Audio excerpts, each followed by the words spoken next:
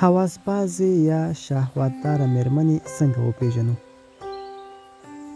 شهوت داسې یو څه دی چې په ټولو انسانانو کې موجود دی او ممکن چې له څیرو او د هغو له کړنو یې پیژنو. په دې ویډیو کې را سره معلومات وګورئ. هوسبازه میرمن هڅه کوي بدن یې تر ولګېږي. د هوسبازې میرمنې لومړی نښه دا ده چې غواړي له مقابل لوري سره بدني اړیکه ټینګه کړي. دا ښځې د اړیکې د پیلولو لپاره کله لاس، کله پښه، کله د بدن یوه برخه له نارینه‌و سره لګوي. اکثریت ښځو د نږدېوالي حرکات مشکوک وي، خو په بازار، لویه لار یا داسې ځای چې خلک په سختۍ تګ راتګ کوي کله له یوې ښځې سره لګېږي یا درلګېږي. شونې ده هوسبازه نه وي، خو په ودونو، میلمستیاوو او نورو ځایونو چې ډېره ګڼه ګوڼه نه وي پکې ځینې پیغلې یو هلک ته بیا ځان مخې ته کوي، نو پوه شئ چې څه کیسه شته.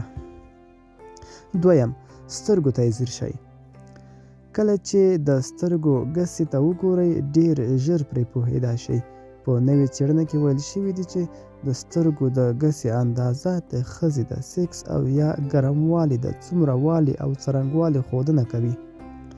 کومو ښځې ته وکتل چې د سترګو ګسې غټې ده، نو پوه شئ چې هوسبازه او غواړي له تاسو سره جنسي اړیکه ټینګه کړي. دریم، هوسبازه میرمن ډېره پر کوروالي فکر کوي. له هغو ښځو سره چې تاسو اشنا کیږئ او یا ورسره خبرې کوئ، په خبرو کې هغه هڅه کوي چې تاسو پوه کړي چې دا څه غواړي. ان په خپلو خبرو کې داسې کلمې کاروي چې تاسې وپاروي او یا مو فکر د سیکس لوري ته بوځي. څلورم، د شونډو حالت ته یې وګورئ. په ښځو کې د شونډو حرکات ډېر زیات مهم دي. که مو ښځه ولیده چې یو ځل نه بلکې بار شونډې په ژبه لمدوي او یا ژبه پر شونډو راکاږي، نو پوه شئ چې د دې ښځې موخه هوس او له تاسو سره یوازې جنسي اړیکه ده. شونډې د ښځو په بدن کې تر ټولو حساس څیز دی. پنځم، ځان ته پام اړوي. هوسبازې میرمنې تل غواړي د نورو، خصوصا هغه کس چې غواړي ورسره اړیکه ولري، پام ځان ته رااړوي. د بیلګې په ډول داسې لباس یا جامې اغوندي چې ستاسې سترګې ورکږي شي. د ګرمې ښځې د پښو حالات له نورو سره توپیر لري.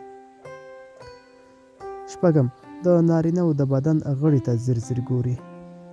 هوسبازې میرمنې د خبرو پر مهال د نارینه‌و خولې یا سترګو د کتو پر ځای د بدن غړو ته ګوري. کله داسې ښځو سره مخ شوئ چې سترګې ستاسې په بدن کې وي، نو پوه شئ چې هوسبازه ده او داسې ښځه د ژوند لپاره نه وي.